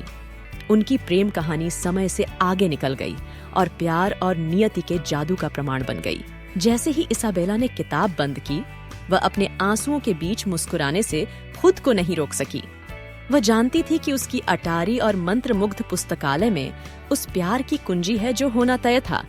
एक ऐसा प्यार जो समय की सभी परीक्षाओं में कायम रहेगा। उस अटारी में, जहां किताबें रहस्यों को फुसफुसाती थीं और एक लॉकेट जादू से चमकता था, इसाबेला को न केवल सैमुअल और एलेनोर की प्रेम कहानी मिली, बल्कि उसकी अपनी शाश्वत प्रेम कहानी भी मिली। एक ऐसी प्रेम कहानी जिसने समय और स्थान की सीमाओं को तोड़ दिया, बिल्कुल जादुई की तरह मुग्ध पुस्तकालय की दुनिया। भूली हुई धुन एक समय की बात है। पहाड़ियों के बीच बसे एक छोटे से शांत गांव में एलिजा नाम की एक बूढ़ी औरत रहती थी। वह दूर दूर तक गांव के सबसे प्रिय रहस्य की रक्षक के रूप में जानी जाती थी। एक ऐसा रहस्य जो पीढ़ियों से चला आ रहा था। यह भूले हुए मेलोडी का रहस्य था। एलिजा का घर, फूस की छत वाली एक अनोखी झोपड़ी और रंग बिरंगे फूलों से भरपूर बगीचा हमेशा रोटी पकाने की मीठी खुशबू से भरा रहता था। ग्रामीण न केवल उसकी स्वादिष्ट रोटियों के लिए, बल्कि उसकी मनमोहक कहानियां सुनने के लिए भी उसके पास आते थे। एक ठंडी शरद ऋतु की शाम, जब सूरज ने आकाश को नारंगी और गुलाबी रंग में रंग दिया, लिली नाम की एक युवा लड़की एलिजा की कुटिया में गई। लिली एक जिज्ञासु बच्ची थी जिसमें कहानियों की कभी न मिटने वाली भूख थी। उसने फॉरगॉटन मेलोडी के बारे में फुसफुसाहट सुनी थी और वह और अधिक जानने के लिए उत्सुक थी। पुराने लकड़ी के दरवाजे पर दस्तक के साथ एलिजा के आरामदायक घर में लिली का स्वागत किया गया। चांदी के बाल और चमकती आंखों वाली बूढ़ी औरत ने उसका गर्मजोशी से स्वागत किया और ताजी पकी हुई रोटी का एक टुकड़ा पेश किया। जैसे ही वे जलती हुई आग के पास बैठे, लिली अपनी जिज्ञासा को और अधिक नहीं रोक सकी। एलिजा, उसने कहना शुरू किया, मैंने फॉरगॉटन मेलोडी के बारे में कहानियां सुनी हैं। क्या आप मुझे बता सकते हैं कि यह क्या है? एलिजा मुस्कुराई और सिर हिलाया। उसकी आंखें यादों से चमक उठीं। उसने अपनी कहानी शुरू की। बहुत समय पहले इसी गांव में लुकास नाम का एक प्रतिभाशाली संगीतकार रहता था। वह अपने वायलिन से ऐसी धुनें नचा सकता था जैसे कोई और नहीं। उसके संगीत में घावों को भरने और दिलों को ठीक करने की शक्ति थी। निकट और दूर दूर से लोग इकट्ठा होते थे उनकी मंत्रमुग्ध धुनों को सुनने के लिए गांव का चौराहा। लेकिन एक दुर्भाग्यपूर्ण दिन लुकास को इसाबेला नाम की एक लड़की से प्यार हो गया। उनका प्यार गहरा और शुद्ध था, लेकिन ऐसा होना नहीं था। इसाबेला के परिवार को दूर जाना पड़ा और उनका अलगाव दिल दहला देने वाला था। लुकास तबाह हो गया था और उसने इसाबेला के लिए एक विदाई राग लिखने का फैसला किया। एक ऐसा राग जो उसके लिए महसूस किए गए सभी प्यार को व्यक्त करेगा। उसने इसमें अपना दिल और आत्मा डाल दी, और जब उसने इसे अपने वायलिन पर बजाया तो ऐसा लगा इतना सुंदर कि इसे सुनने वाले सभी की आंखों में आंसू आ गए। हालांकि राग इतना शक्तिशाली था कि इसके अप्रत्याशित परिणाम हुए। इसमें श्रोता को राग के अलावा सब कुछ भुलाने की शक्ति थी। इसने यादें मिटा दीं और जल्द ही लोग केवल राग को याद रख सकते थे, लेकिन संगीतकार को नहीं जिसने इसे बनाया था। ये लुकास को भूल गए संगीतकार के रूप में जाना जाने लगा। लिली इस कहानी से मंत्रमुग्ध हो गई। उसने पूछा, लुकास को क्या हुआ? एलिजा की आंखें उदास हो गईं और उसने आगे कहा, दिल टूटा हुआ और भूला हुआ लुकास एक दिन गांव छोड़कर चला गया, फिर कभी नहीं देखा गया। लेकिन उसने अपना वायलिन पीछे छोड़ दिया, इस उम्मीद में कि किसी दिन कोई राग के रहस्य को खोल देगा और उसकी याददाश्त बहाल कर देगा। लिली भूले हुए मेलोडी के पीछे की सच्चाई को उजागर करने के लिए दृढ़ संकल्पित थी। उसने लुकास को खोजने और उसकी यादों को गांव में वापस लाने के लिए यात्रा शुरू करने का फैसला किया। एलिजा ने युवा लड़की की आंखों में दृढ़ संकल्प की चमक देखकर उसे लुकास का वायलिन दिया, जो रहस्य को उजागर करने की कुंजी थी। हाथ में वायलिन लेकर लिली अपनी खोज पर निकल पड़ी। उसने घने जंगलों से होकर यात्रा की, उफनती नदियों को पार किया और ऊंचे पहाड़ों पर चढ़ी। रास्ते में उसने फॉरगॉटन मेलोडी बजाया, इस उम्मीद में कि उसे कोई सुराग मिलेगा या कोई ऐसा व्यक्ति मिलेगा जो लुकास को याद कर सके। महीनों की खोज के बाद लिली एक दूर के गांव में पहुंची। वहां उसकी मुलाकात एक बुजुर्ग महिला से हुई, जिसकी धुन सुनते ही उसकी आंखों में पहचानने की चमक आ गई। उसने लिली को एक साधु के बारे में बताया जो घने जंगल में रहता था, जिसे केवल मेलोडी कीपर के नाम से जाना जाता था। लिली जंगल में गई और उसे एक साधु, लंबी सफेद दाढ़ी वाला एक बूढ़ा व्यक्ति अलाव के पास बैठा हुआ मिला। जैसे ही उसने गाना बजाया, उसकी आंखों में आंसू आ गए। उसने खुलासा किया कि वह स्वयं भूला हुआ संगीतकार लुकास था। जैसे ही धुन हवा में भर गई, लुकास की यादें वापस आने लगीं। उसने कृतज्ञता के साथ लिली को गले लगाया और गांव वापस चला गया। भूली हुई धुन को याद किया गया और गांव ने एक भव्य दावत का जश्न मनाया। जैसे ही लुकास ने गांव के चौराहे पर एक बार फिर अपना वायलिन बजाया, धुन पहले से कहीं अधिक मधुर हो गई। लोग न केवल राग बल्कि लुकास और इसाबेला की प्रेम कहानी को भी याद करके खुशी के आंसू रो पड़े। यह प्रेम की कहानी थी जो समय और स्मृति से परे थी। लिली ने अपनी खोज पूरी कर ली थी और गांव भूले हुए मेलोडी या उस बहादुर लड़की को कभी नहीं भूलेगा जिसने इसे वापस जीवन में लाया था। यह एक अनुस्मारक था कि सबसे शक्तिशाली धुनों को भी वास्तव में कभी नहीं भुलाया जा सकता है जब तक कि उन्हें खोजने और याद रखने के इच्छुक लोग मौजूद हैं। The coffee shop crush, A forbidden love story. यह सब कॉफी शॉप से शुरू हुआ। एलेक्स वर्षों से हर सुबह उसी कॉफी शॉप में आ रहा था। अपने गर्म वातावरण और स्वादिष्ट कॉफी के साथ ये अपने दिन की शुरुआत करने के लिए उनकी पसंदीदा जगह थी। लेकिन एक दिन उसने कुछ नया देखा। एक खूबसूरत महिला खिड़की के पास एक मेज पर बैठी थी। उसके लंबे लहराते बाल और गहरी नीली आंखें थीं। वह एक किताब पढ़ रही थी और वह अपने आसपास की दुनिया से पूरी तरह बेखबर लग रही थी। एलेक्स तुरंत चकित हो गया। अगले दिन एलेक्स फिर से महिला की एक झलक पाने की उम्मीद में जल्दी कॉफी शॉप में आ गया। वह निराश नहीं था। वह उसी मेज पर बैठी वही किताब पढ़ रही थी। एलेक्स ने साहस जुटाया और उसकी मेज पर चला गया। माफ करें, उन्होंने कहा, मैं मदद नहीं कर सका, लेकिन ध्यान दिया कि आप अक्सर यहाँ आते हैं। महिला ने अपनी किताब से ऊपर देखा और मुस्कुराई। हाँ, मैं करती हूँ, उसने कहा। मुझे यह जगह पसंद है। मैं भी, एलेक्स ने कहा। मेरा नाम एलेक्स है। मैं सारा हूँ, महिला ने कहा। एलेक्स और सारा ने कुछ देर तक बातचीत की और एलेक्स को तुरंत एहसास हुआ कि वह जितनी सुंदर थी उससे कहीं अधिक बुद्धिमान और आकर्षक थी। उन्होंने अगले दिन और उसके अगले दिन फिर मिलने की योजना बनाई। एलेक्स और सारा को जल्द ही प्यार हो गया। उन्होंने हर खाली पल एक साथ बिताया, बातें की, हंसे और शहर का भ्रमण किया। एलेक्स ने पहले कभी किसी के बारे में ऐसा महसूस नहीं किया था। वह जानता था कि सारा ही उसके लिए उपयुक्त है, लेकिन एक समस्या थी। सारा एक अमीर और शक्तिशाली परिवार से थी। दूसरी ओर एलेक्स एक साधारण पृष्ठभूमि से आया था। सारा के माता-पिता ने उनके रिश्ते को अस्वीकार कर दिया और उन्होंने स्पष्ट कर दिया कि वे एलेक्स को अपने दामाद के रूप में कभी स्वीकार नहीं करेंगे। एलेक्स और सारा ने अपने माता-पिता की अस्वीकृति को नजरअंदाज करने की कोशिश की, लेकिन यह कठिन होता जा रहा था। वे जानते थे कि वे अपने रिश्ते को हमेशा के लिए गुप्त नहीं रख सकते। एक दिन एलेक्स और सारा ने पार्क में टहलने जाने का फैसला किया। वे एक बेंच पर बैठे अपने भविष्य के बारे में बात कर रहे थे। तभी अचानक सारा के माता-पिता प्रकट हुए। सारा, उसके पिता ने कहा, हमें बात करने की जरूरत है। एलेक्स उठ खड़ा हुआ। श्रीमान और श्रीमती विलियम्स, उन्होंने कहा, आपसे मिलकर खुशी हुई। सारा के पिता ने कहा, आपसे मिलकर खुशी नहीं हुई। हम आपसे यह कहने आए हैं कि आप हमारी बेटी से मिलना बंद कर दें। लेकिन मैं सारा से प्यार करता हूं, एलेक्स ने कहा। सारा की मां ने कहा, इससे कोई फर्क नहीं पड़ता। तुम उसके लिए अच्छे नहीं हो। यह सच नहीं है, एलेक्स ने कहा। मैं एक अच्छा इंसान हूं और मैं सारा के साथ अत्यंत सम्मानपूर्वक व्यवहार करूंगा। सारा के पिता ने कहा, हमें कोई परवाह नहीं है। हम तुम्हें हमारी बेटी से दूर रहने के लिए कह रहे हैं। एलेक्स ने सारा की ओर देखा।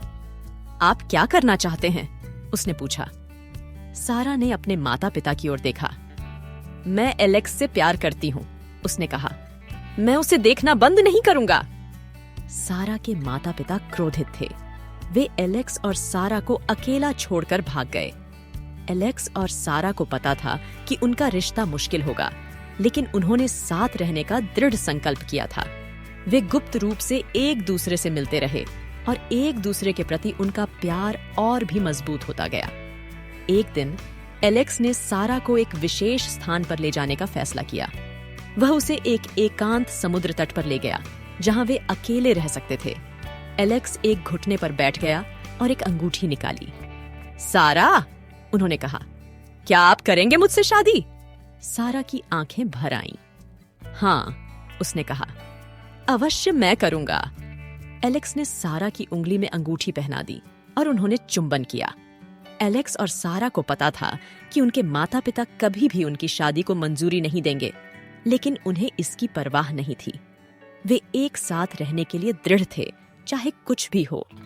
उन्होंने अपने करीबी दोस्तों और परिवार की मौजूदगी में एक छोटे से समारोह में शादी की। सारा के माता पिता ने उपस्थित होने से इनकार कर दिया, लेकिन एलेक्स और सारा ने अपना दिन बर्बाद नहीं होने दिया। एलेक्स और सारा की शादी को अब 5 साल हो गए हैं और एक दूसरे के लिए उनका प्यार पहले से कहीं ज्यादा मजबूत है। उनके 2 खूबसूरत बच्चे हैं और वे एक खुशहाल और संतुष्ट जीवन जीते हैं। एलेक्स और सारा की कहानी याद दिलाती है कि सच्चा प्यार सभी को जीत सकता है। इससे कोई फर्क नहीं पड़ता कि उन्हें कितनी बाधाओं का सामना करना पड़ा, उन्होंने कभी एक दूसरे का साथ नहीं छोड़ा। उनकी प्रेम कहानी हम सभी के लिए प्रेरणा है।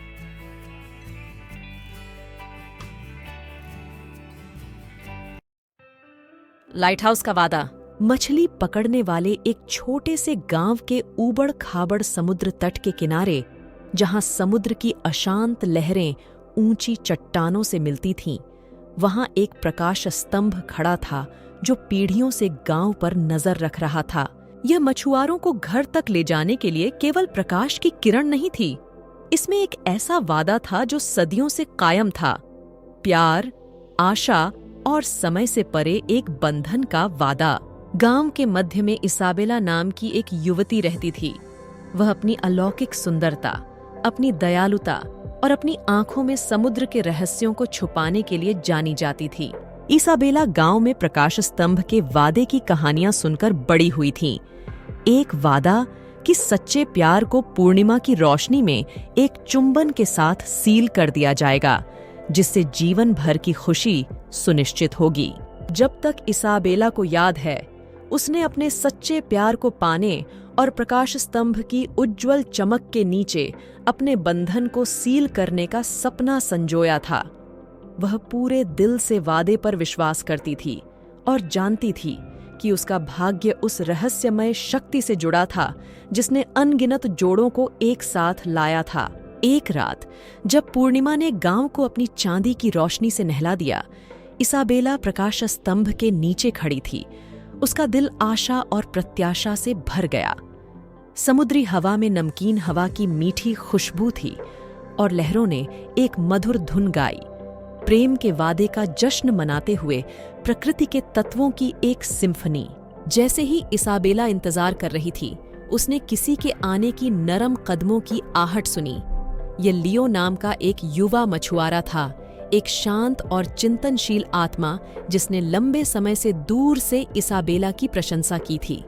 वह उस रात प्यार से भरे दिल और लाइट हाउस के वादे का वही सपना लेकर लाइट हाउस में आया था। उनकी आंखें प्रकाश स्तंभ की दीप्तिमान किरण के नीचे मिलीं और बिना कुछ बोले उन्हें पता चल गया कि ऐसा ही होना था। लियो ने आगे बढ़कर इसाबेला के चेहरे को धीरे से पकड़ लिया और उसे अपने करीब खींच लिया। पूर्णिमा को साक्षी मानकर और समुद्र को सेरेनाड बनाकर उन्होंने एक प्रेम के वादे से भरा एक चुंबन साझा किया जो अनंत काल तक कायम रहेगा। जैसे ही उनके होंठ मिले, प्रकाश स्तंभ से एक गर्म सुनहरी रोशनी निकली, जिससे उनके चारों ओर एक झिलमिलाती आभा फैल गई। यह ऐसा था मानो प्रकाश स्तंभ स्वयं उनके मिलन को आशीर्वाद देने और उनके प्यार के वादे पर मुहर लगाने के लिए जीवित हो गया हो। गांव ने ऐसा जादुई और मनमोहक क्षण कभी नहीं देखा था। उस रात के बाद से इसाबेला और लियो की प्रेम कहानी एक परी कथा की तरह सामने आने लगी। वे अविभाज्य थे। उनके दिल प्रकाश स्तंभ की रोशनी के नीचे मनमोहक चुंबन से हमेशा के लिए बंधे हुए थे। उनके प्यार ने गांव में खुशी और आशा ला दी और उनकी कहानी एक पोषित किंवदंती बन गई, प्यार की स्थायी शक्ति और प्रकाश स्तंभ के वादे का एक प्रमाण। साल बीतते गए और इसाबेला और लियो एक साथ बूढ़े हो गए। उनका प्यार हर गुजरते दिन के साथ गहरा होता गया। वे गांव के लिए आशा और प्रेरणा की किरण बने रहे, प्रकाश स्तंभ के वादे का एक जीवंत प्रमाण जो उन्हें एक साथ लाया था। एक शांत शाम को जैसे ही सूरज क्षितिज से नीचे डूबा, इसाबेला और लियो प्रकाश स्तंभ के नीचे हाथ में हाथ डाले बैठे थे। उनकी आंखें मिलीं और उन्होंने एक जानने वाली मुस्कान साझा की, उस तरह की मुस्कान जो जीवन भर साझा सपनों, खुशियों और दुखों से आती है। जैसे ही रात के आकाश में पहले तारे दिखाई दिए, एक नरम हवा ने इसाबेला के बालों को झकझोर दिया और उसने लियो से फुसफुसाकर कहा, हमारा प्यार सभी का सबसे खूबसूरत वादा है जो जीवन भर कायम रहेगा। लियो ने सिर हिलाया। उसकी आंखें प्यार से चमक रही थीं। हाँ, मेरी प्यारी इसाबेला, हमारा प्यार हमारा प्रकाश स्तंभ रहा है जो तूफानों और शांति में हमारा मार्गदर्शन करता है, हमेशा एक दूसरे के लिए रास्ता दिखाता है। उन शब्दों के साथ इसाबेला और लियो झुके और लाइट हाउस की रोशनी के नीचे एक अंतिम कोमल चुंबन साझा किया। एक ऐसा चुंबन जिसने न केवल इस जीवन के लिए बल्कि आने वाले सभी जन्मों के लिए उनके प्यार को सील कर दिया। जैसे ही गांव सो गया, प्रकाश स्तंभ लगातार खड़ा रहा। उसकी रोशनी प्रेम और आशा की किरण की तरह टिमटिमाती रही, उस वादे का एक मूक गवाह जो उसकी उज्जवल चमक के नीचे पूरा हो गया था। एक वादा कि सच्चा प्यार एक बार मिल जाए तो समय से परे हो सकता है और ज्वार, और वह प्रेम समुद्र की तरह शाश्वत और असीम था। एक प्यार जिसका इंतजार करना जरूरी है। पहाड़ियों के बीच बसे एक अनोखे छोटे से गांव में, जहां समय अपनी इत्मीनान की गति से बीतता हुआ प्रतीत होता था, एलिजा नाम की एक युवा महिला रहती थी। वह पूरे गांव में अपनी सुंदरता, शालीनता और सुबह के सूरज की तरह चमकते दिल के लिए जानी जाती थी। लेकिन एलिजा के मन में एक रहस्य छिपा था, जिसे वह जब तक याद कर सकती थी तब तक अपने दिल की गहराई में रखती थी। एक ऐसा प्यार जो एक दुर्लभ और नाजुक फूल की तरह चुपचाप खिल रहा था। उसके स्नेह का पात्र बेंजामिन नाम का एक युवक था। वह एक पड़ोसी किसान का बेटा था। दिल और आचरण दोनों में मजबूत, दयालु और सौम्य था। उनके परिवार पीढ़ियों से दोस्त रहे थे और एलिजा और बेंजामिन गांव की रमणीय सुंदरता की पृष्ठभूमि के बीच रहस्यों और रोमांचों को साझा करते हुए साथ साथ बड़े हुए थे। जैसे ही उन्होंने किशोरावस्था में प्रवेश किया, एलिजा की बेंजामिन के लिए भावनाएं बदलने लगीं। फसल उत्सवों के दौरान वह खुद को उस पर नजरें चुराती हुई पाती थी। घास के मैदान में जंगली फूल इकट्ठा करते समय जब भी उनके हाथ आपस में टकराते थे तो उसका दिल तेजी से धड़कने लगता था। बेंजामिन ने भी अपना परिवर्तन किया था। उन्होंने एलिजा को सिर्फ बचपन की दोस्त के रूप में नहीं, बल्कि एक युवा महिला के रूप में देखा, जिसकी मुस्कान उनकी दुनिया को रोशन कर सकती थी। एक दूसरे के प्रति अपने उभरते स्नेह के बावजूद उन दोनों ने अपनी सच्ची भावनाओं को छिपाए रखा। गांव एक घनिष्ठ समुदाय था, जहां हर कोई हर किसी के व्यवसाय को जानता था, और एलिजा और बेंजामिन डरते थे कि उनके प्यार का खुलासा करने से जांच और गपशप को बढ़ावा मिलेगा। एक गर्मी की शाम, जब सूरज क्षितिज से नीचे डूब गया और रात के आकाश में तारे चमकने लगे, एलिजा और बेंजामिन ने खुद को गांव के प्राचीन पत्थर के कुएं के किनारे पर बैठे हुए पाया। उन्होंने शांत परिदृश्य को देखा। उनके हाथ लगभग स्पर्श कर रहे थे, लेकिन शांत नहीं थे। एलिजा, बेंजामिन ने धीरे से कहा। उसकी आवाज में अनकहे शब्दों का बोझ था। कुछ ऐसा है जो मैं तुम्हें लंबे समय से बताना चाहता था। एलिजा उसकी ओर मुड़ी। उसका दिल उसकी छाती में धड़क रहा था। यह क्या है बेंजामिन? उसने एक गहरी सांस ली और उसकी आंखों में देखा। मैं तुमसे प्यार करता हूं एलिजा। जहां तक मुझे याद है, मैं तुमसे प्यार करता हूं। एलिजा का दिल फूल गया, लेकिन वह अभी भी अपनी भावनाओं को स्वीकार करने में असमर्थ थी। बेंजामिन, मैं भी तुम्हारी बहुत परवाह करता हूं। जैसे ही चंद्रमा ने उन पर अपनी चांदी जैसी चमक डाली, बेंजामिन ने आगे बढ़कर एलिजा का हाथ धीरे से पकड़ लिया। उनकी उंगलियां आपस में जुड़ गईं और उन्होंने एक कोमल, तारों से भरा चुंबन साझा किया, जिससे उनके प्यार पर एक वादे की मुहर लग गई, जिसे वे हमेशा संजोकर रखेंगे। उनका प्यार एक रहस्य बना रहा, जो लोगों की नजरों से छिपा रहा, लेकिन यह हर गुजरते दिन के साथ खिलता रहा। उन्होंने घास के मैदान में एक साथ कुछ पल बिताए, प्राचीन ओक के पेड़ों की छाया के नीचे रहस्य साझा किए और रात में अपने सपनों को फुसफुसाया। एक गर्मियों में, जब गांव अपने वार्षिक मेले की तैयारी कर रहा था, एलिजा ने बेकिंग प्रतियोगिता में भाग लेने का फैसला किया। यह परंपरा उसके परिवार में पीढ़ियों से चली आ रही थी।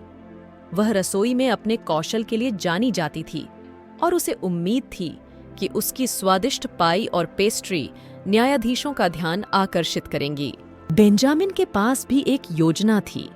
उन्होंने जटिल नक्काशी वाला एक शानदार लकड़ी का हृदय पेंडेंट बनाते हुए लकड़ी की कारीगरी प्रतियोगिता में भाग लिया, जो एलिजा के प्रति उनके प्यार का प्रतीक था।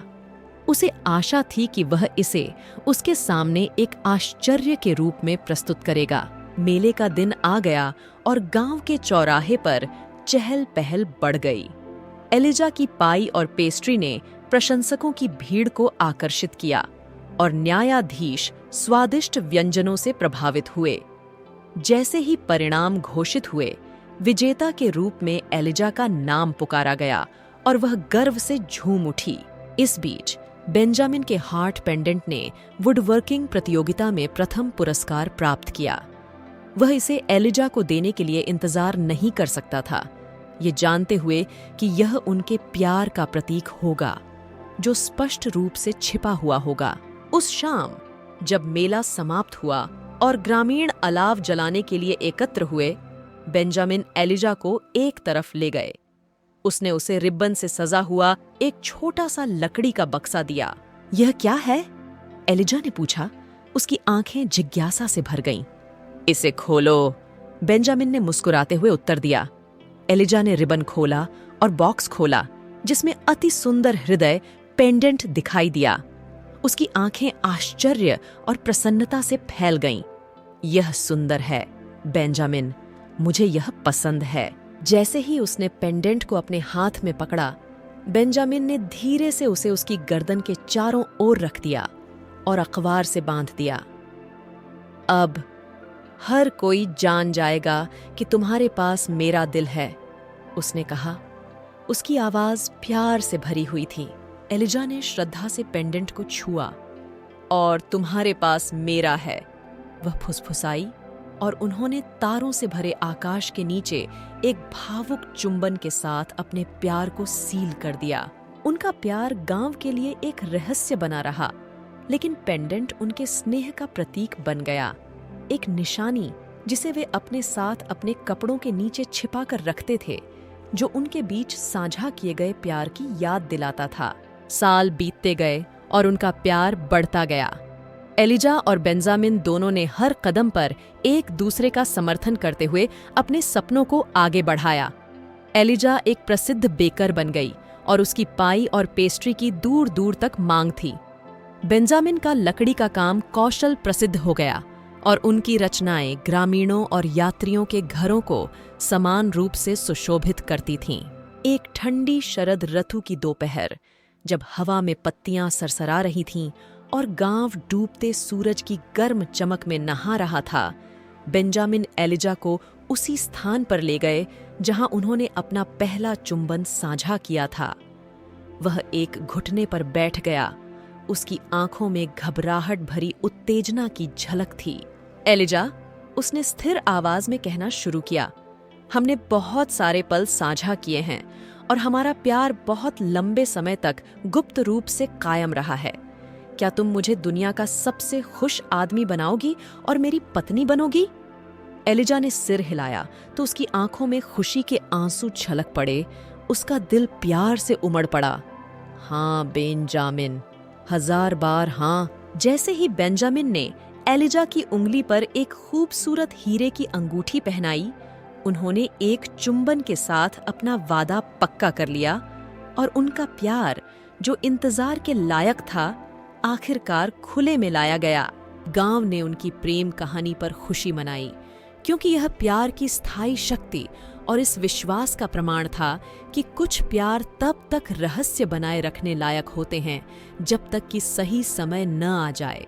एलिजा और बेंजामिन की शादी एक उत्सव बन गई जो पहाड़ियों और घाटियों में गूंज उठी, और उनकी प्रेम कहानी गांव में एक पोषित कहानी बन गई, एक अनुस्मारक कि सच्चा प्यार धैर्यवान और दृढ़ किसी भी बाधा को जीत सकता है और सबसे दुर्लभ और सबसे सुंदर फूल की तरह खिल सकता है।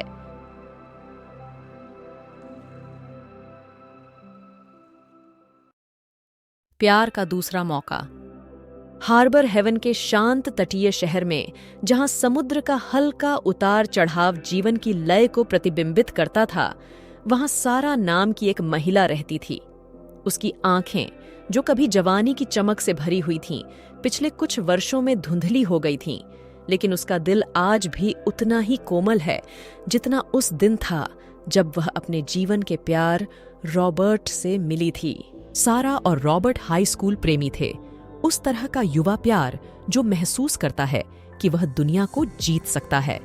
उन्होंने अपने दिन समुद्र तट की खोज में, हाथों में हाथ डालकर लंबी सैर पर और एक साथ भविष्य के सपने देखने में बिताए थे।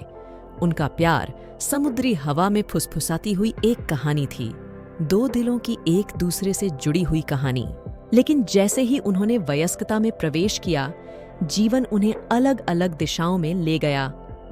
रॉबर्ट के सपने उन्हें हलचल भरे शहर में ले गए, जहां उन्होंने वित्त में अपना करियर बनाया, जबकि सारा हार्बर हेवन में रहीं, अपने बूढ़े माता पिता की देखभाल करती रहीं और एक स्थानीय स्कूल शिक्षक के रूप में काम करती रहीं। उन्होंने अपने रिश्ते को आगे बढ़ाने की कोशिश की, लेकिन दूरी और जीवन की मांगों ने धीरे धीरे उन्हें अलग कर दिया। एक मनहूस गर्मी में, जैसे ही सूरज ने हार्बर हेवन के तटों पर अपनी सुनहरी चमक बिखेरी, रॉबर्ट उससे मिलने आया। उन्हें एक दूसरे को देखे हुए कई साल हो गए थे और दोनों अपने अपने पछतावे और खोए हुए सपनों का बोझ ढो रहे थे।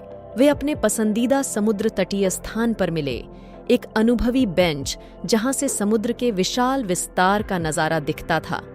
समुद्र अपनी अनंत लहरों के साथ उनके बीच अनकहे शब्दों को प्रतिध्वनित करता हुआ प्रतीत हो रहा था। सारा, रॉबर्ट ने शुरू किया। उसकी आवाज भावनाओं से कांप रही थी। मैंने कभी भी तुम्हारे बारे में सोचना बंद नहीं किया। मैंने तुम्हें हर दिन याद किया है। जवाब देते हुए सारा की आंखों में आंसू आ गए। रॉबर्ट, मैंने भी तुम्हें याद किया है, लेकिन जिंदगी हमें अलग अलग दिशाओं में ले गई और मुझे लगा कि प्यार का मौका हाथ से निकल गया। रॉबर्ट ने आगे बढ़कर उसका हाथ अपने हाथ में ले लिया। सारा, मुझे एहसास हुआ है कि मैं तुम्हारे बिना नहीं रह सकता। मैं चाहता हूं कि हमें प्यार का दूसरा मौका मिले, जो साल हमने खोए हैं उसकी भरपाई कर सकें। सारा का हृदय लालसा से दुख उठा, परंतु वह झिझकी। रॉबर्ट, बहुत कुछ बदल गया है। हार्बर हेवन में मेरी जिम्मेदारियां हैं। रॉबर्ट धीरे से मुस्कुराया। मैंने इसके बारे में सोचा है और मैं हार्बर हेवन वापस जाने को तैयार हूं। मैं आपके साथ रहना चाहता हूं, नई शुरुआत करना चाहता हूं और एक साथ जीवन बनाना चाहता हूं। सिर हिलाते ही सारा की आंखों में खुशी के आंसू भर आए। हाँ रॉबर्ट, हाँ, मैं भी यही चाहता हूं। उनकी प्रेम कहानी, जो एक बार जीवन की धाराओं से बाधित हो गई थी, को उस दिन दूसरा मौका दिया गया। रॉबर्ट शहर लौट आया। उसने अपने मामलों को निपटाने और हार्बर हेवन को एक बार फिर से अपना घर बनाने का निश्चय किया। सारा ने आशा की एक नई भावना के साथ उसकी वापसी की तैयारी की। जैसे जैसे मौसम बदलता गया, वैसे वैसे उनका जीवन भी बदलता गया। रॉबर्ट को छोटे शहर में नौकरी मिल गई और उसने और सारा ने मिलकर समुद्र तट के पास एक आरामदायक झोपड़ी बनाई। उन्होंने अपने दिन हार्बर हेवन के जादू को फिर से खोजने में बिताए। सूर्यास्त, जो आकाश को नारंगी और गुलाबी रंग में रंग देता था, सीगल की एक दूसरे को पुकारने की आवाज और अपने पैरों के नीचे रेत का एहसास जब वे हाथ में हाथ डालकर किनारे पर टहल रहे थे। उनका प्यार राख से उगने वाली फीनिक्स की तरह था, पहले से कहीं अधिक मजबूत और जीवंत। वे हंसे, उन्होंने नृत्य किया और उन्होंने जीवन के उन सरल सुखों का आनंद लिया जो वे अपने अलगाव के वर्षों के दौरान चूक गए थे। एक गर्मियों की शाम, सितारों से भरे आकाश के नीचे, रॉबर्ट सारा को उसी समुद्र तटीय बेंच पर ले गया जहां वे फिर से मिले थे। वह पहले की तरह घुटनों के बल बैठ गया और उसे एक सुंदर हीरे की अंगूठी भेंट की। सारा, उसने कहा। उसकी आवाज प्यार से भरी हुई थी। हो सकता है कि मैंने तुम्हें वह जीवन न दिया हो जिसका सपना हमने बचपन में देखा था, लेकिन मैं वादा करता हूं कि मैं अपने बाकी दिन इसकी भरपाई में बिताऊंगा। क्या तुम मुझसे शादी करोगी और मुझे दुनिया का सबसे खुश आदमी बनाओ? जवाब देते हुए सारा के चेहरे से खुशी के आंसू बह निकले। हाँ रॉबर्ट, 1000 बार हाँ। उसी बेंच पर, जिसकी पृष्ठभूमि में उनका पुनर्मिलन देखा गया था, रॉबर्ट और सारा ने एक चुंबन के साथ अपना वादा पक्का कर लिया और उनका प्यार एक लंबे समय से खोई हुई लौ की तरह फिर से जाग उठा, पहले से कहीं अधिक उज्जवल हो गया। उनकी शादी, प्यार के दूसरे मौके का जश्न, एक हार्दिक समारोह था जिसमें पूरे शहर ने भाग लिया था। हार्बर हेवन को उनकी कहानी पर खुशी हुई, क्योंकि यह एक अनुस्मारक था कि प्यार समय की कसौटी पर खरा उतर सकता है और दूसरा मौका पहले की तुलना में अधिक सुंदर हो सकता है। जैसे जैसे साल बीतते गए, रॉबर्ट और सारा समुद्र के किनारे अपनी प्रेम कहानी जीते रहे। वे एक साथ बूढ़े हो गए। उनके हाथ अभी भी आपस में जुड़े हुए थे और उनके दिल अभी भी उस स्थायी प्यार से भरे हुए थे जिसने उन्हें वापस एक साथ ला दिया था। हार्बर हेवन के शांत तटीय शहर में, जहां समुद्र के कोमल आलिंगन ने अनंत काल का वादा किया था, सारा और रॉबर्ट की प्रेम कहानी ने आशा की किरण के रूप में काम किया। इस विचार का प्रमाण कि प्यार एक बार खो जाने पर फिर से पाया जा सकता है और वह वास्तव में दूसरा मौका इंतजार करने लायक था।